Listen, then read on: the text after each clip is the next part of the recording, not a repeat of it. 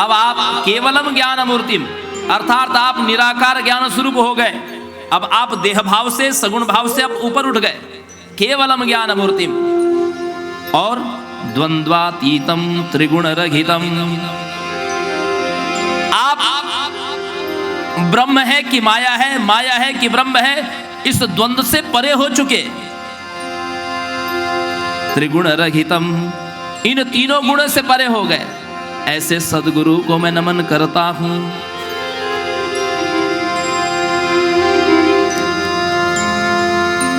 अर्थात जब तक ये तीनों गुण आपके शरीर के भीतर विद्यमान है तब तक आपका जीवन चल रहा है। और सज्जनों माताओं, विशेष बात यह है, कितना भी बड़ा कोई सिद्ध पुरुष हो, संत हो, कितना भी सत्वगुणी व्यक्ति हो, ऐसा नहीं कि वो 24 घंटे सत्वगुणी रहेगा। उसको क्रोध आ सकता है, उसको लोभ सता सकता है, उसके अंदर ईर्ष्या मात्सर्य भाव राग द्वेष आ सकते हैं।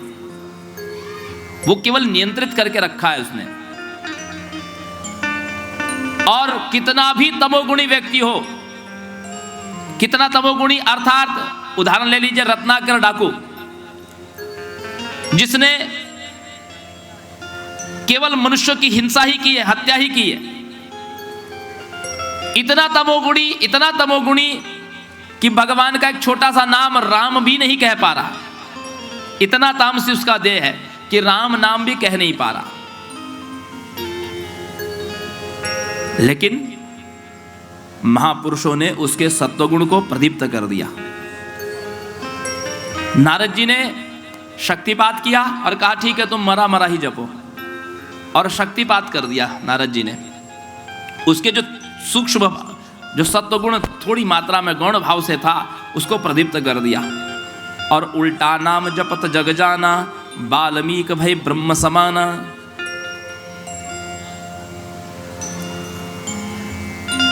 उनको वाल्मीकि जैसा आदि कवि बना दिया। इस संसार के सबसे पहले कवि वाल्मीकि। जानी आदि कवि नाम प्रतापु, भय शुद्ध करी उल्टा जापू। क्या किया? उनके भीतर के सत्वगुण को प्रदीप्त कर दिया। था तभी तो किया। कोई भी जीव अपने आप पर यह अभिमान नहीं कर सकता कि मैं सदैव भगवान का भक्त बना रहूंगा या मैं सदैव सदाचारी रहूंगा। जब तक शरीर है आप यह अभिमान अंतिम समय तक नहीं कर सकते। कब आपका तमोगुण आप पर हावी हो जाए, 99% आपके शरीर में सत्वगुण हो और 1% यदि तमोगुण हो, कि 100 भरी ऋषि ने हजारों लाखों वर्ष तपस्या की, 100 भरी ऋषि ने केवल एक निमेष मात्र के लिए एक मछली को विहार करते हुए देख लिया और उनके मन में विवाह करने की इच्छा जागृत हो गई। विश्वामित्र ने 3000 वर्ष तक तपस्या की, गायत्री की उपासना की और मेनका को देख करके मोहित हो गए, तमोगुण आच्छादित हो गया। किसी भी समय तमोगुण आपको सता सकता है और आप कितने भी तामसी हो, लेकिन यह आशा अंतिम समय तक बनी रहेगी। यह आशा अंतिम समय तक, जैसे अजामिल ने नामना नष्ट सदाचारो दास संसर्ग विदूषिता, और अंत में केवल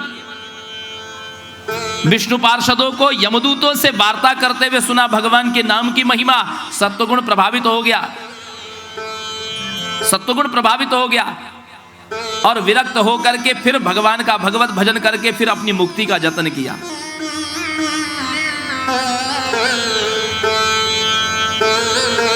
तो जीव को क्या करना चाहिए?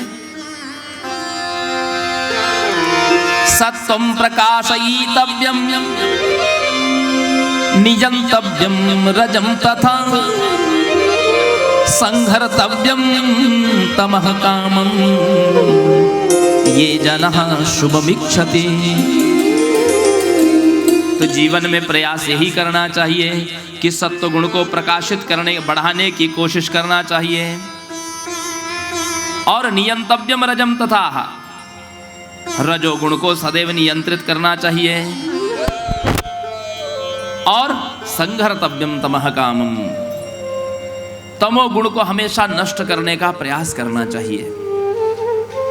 सत्वम प्रकाशयितव्यम, जैसे ही मन में कोई शुभ संकल्प आए कि चलो भगवान का दर्शन करने जाते हैं, चलो तीर्थ यात्रा करने जाते हैं, और आपने वहां पर बहुत, यदि सत्वगुण बहुत थोड़ा है तो केवल विचार आएगा, संकल्प उठेगा मन में, और थोड़ी ही देर में जैसे ही सत्वगुण शांत हुआ, एक चिंगारी की भांति उठेगा वैराग्य, और यदि आपने उसको संभाल लिया तब तो वो सत्वगुण बढ़ेगा।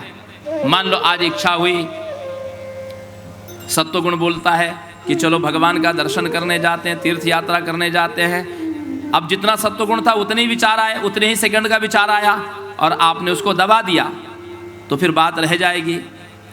लेकिन यदि आपने उसको प्रकाशित किया कि चलो मन में शुभ संकल्प उठाइए, कर ही डालते हैं, और संघर्तव्यम तमः कामम, मन में यदि कोई बुरे विचार आते हैं तो उसको कल पर डालिए, कल देखेंगे। किसी से झगड़ा करने की इच्छा हो रही है, क्लेश करने की इच्छा हो रही है, उसको कल पर डाल दीजिए, कल सोचेंगे, कल देखेंगे। ऐसे उसका संहार करना चाहिए।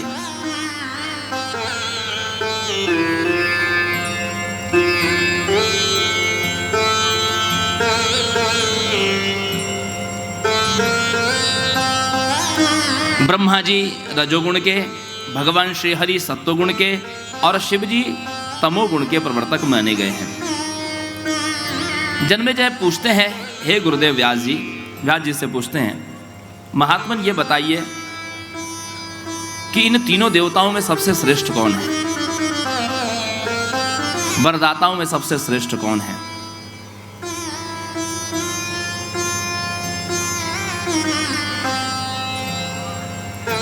व्यास जी कहते हैं, एक बार नैमिषारण्य में संतों का समाज बैठा हुआ था। उस समाज में मैं भी था। वहां पर परशुराम जी, उनके पिता जमदग्नि, लोमश ऋषि, भृगु जी, ये सब वहां पर उपस्थित थे। उसी सभा में जमदग्नि ने पूछा, परशुराम जी के जो पिता हैं जमदग्नि ऋषि ने पूछा कि हे संतों, हे ऋषियों, कृपा पूर्वक ये बताइए कि समस्त देवताओं में सबसे शीघ्र मुदित होने वाला कौन है, जो सबसे शीघ्र प्रसन्न होता है, बहुत थोड़े से प्रयास से ही जो मुदित हो जाए, प्रसन्न हो जाए, ऐसा कौन है? तो लोमश ऋषि कहते हैं कि हे ऋषियों, नामोच्चारण मात्रेण वांछितार्थ फलप्रदा देवैराधिता पूर्वं ब्रह्मा विष्णु महेश्वरः मोक्ष कामेश्च विविधैः तापसैर्विजितात्मधिः अस्पष्टमपि यन्नाम प्रसंगेनापि भाषितम्। ब्रह्मा, विष्णु और शिव ने भी यही निश्चय किया है कि सबसे शीघ्र मुदित होने वाली तो देवी है, जिनका केवल नाम लेने मात्र से ही अवश्य नापि यन्नाम लीलोच्चारितम, यदि कोई खेल खेल में भी मां का नाम ले ले, किम किम ददाति तज्ञातुम समर्थान हरादया। और चलो नाम लेने की बात तो दूर की हो गई, बोले अस्पष्टव्यन नाम, उनका कोई अशुद्ध नाम भी ले ले, अशुद्ध नाम भी ले ले तो भी वो मुदित हो जाती है।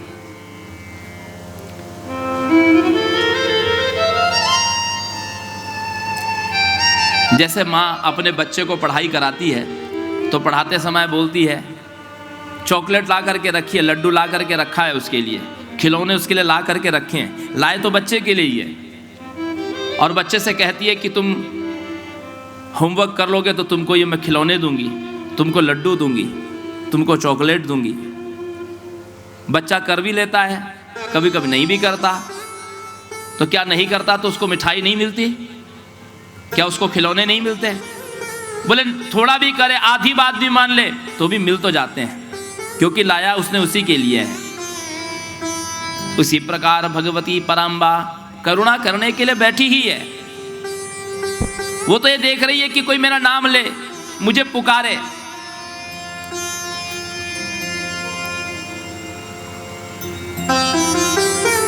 छोटा बच्चा, अभी उसकी जिह्वा चलती नहीं है। वो जन्म लेते हुए उआ उआ करता है, कभी होठों से होठों का स्पर्श करता है तो माँ निकल जाता है, और माँ मुदित तो हो जाती है, उसकी जननी मुदित तो हो जाती है। उसको लगता है कि ये मुझे पुकार रहा है माँ।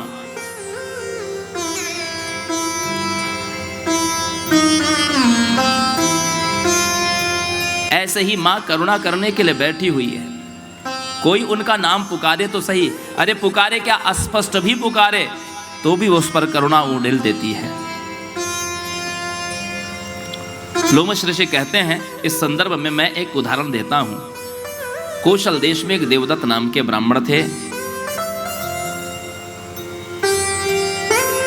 उन धर्मज्ञ ब्राह्मण के पास में धन की बहुत अधिकता थी और ज्ञान संपन्न भी थे। चारों वेद के ज्ञाता थे, लेकिन संतति नहीं थी। पुत्र की कामना से उन्होंने पुत्रेष्टि यज्ञ आरंभ किया। चारों वेद के होता, प्रस्तोता, अध्वर्यु, उद्गाता नियुक्त किया। सामवेद के उद्गाता गोभिल ऋषि को नियुक्त किया।